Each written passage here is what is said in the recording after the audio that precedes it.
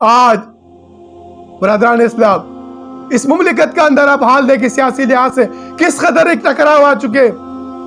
آج اتنی بڑی قدرتی آفت آنے کے باوجود سیاسی اجاداری سیاست کر رہے لگے ہوئے.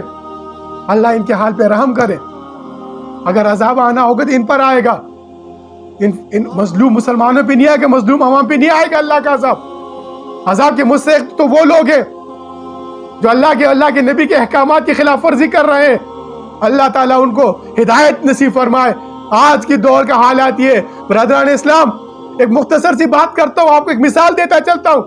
ایک علاقے کے ایک نمبردار تھا, بڑا متکبر تھا, بڑا غصہ ناک تھا, ہر ایک اسے ڈرتا تھا, لوگوں کو ڈرا کے رکھا ہوا تھا, بدماش تھا ایک قسم کا.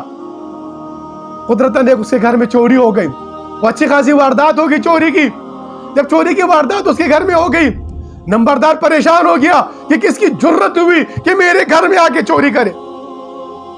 اب اس گاؤں کے اندر ایک رسم تھا, ایک دستور تھا کہ جو چور ہوتا تھا, جو قرآن اس کے اوپر سے سر کے اوپر رکھ کے قسم لی جاتی تھی, اگر کسی کے اندر غلطی ہوتی تھی وہ اسی جگہ گر جا کے بے ہوش ہو جاتا تھا. اس علاقے کے اندر ایک رسم چل رہا تھا, ایک طریقہ چل رہا تھا قرآن کا. برادران اسلام, نمبردار نے دیکھا جی اتنی بڑی چوری ہے اور اس کے اندر جناب پورے گاؤں کو میں جناب قسم لوں گا.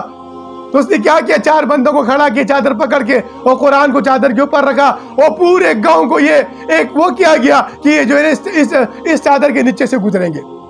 ہر ایک آ رہا ہے, مرد آ رہے, عورت آ رہے, بوڑھے آ رہے, بچے آ رہے, جوان آ رہے, ہر ایک گزر رہے, عید کر رہا, قسم کھا رہے, جا رہے, پورا گاؤں گزر گیا. وہ چور کا پتہ نہیں چلے, نمبردار پریشان ہو گیا کہ یہ کیا ہو گیا, پورا گاؤں گزر گیا اور چور کا پتہ نہیں چلا.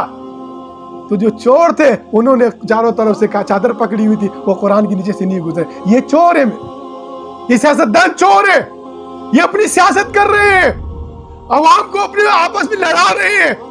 قرآن آپ کو آپس میں ملا رہا ہے, قرآن آپ میں اخوانوں کو فی الدین پیدا کر رہا ہے. فقیر کی یہی آپ سے درخواست ہے, آپ اور ہم سب نے مل کر نشاط ثانی اسلام کے علمبردار بننا ہے.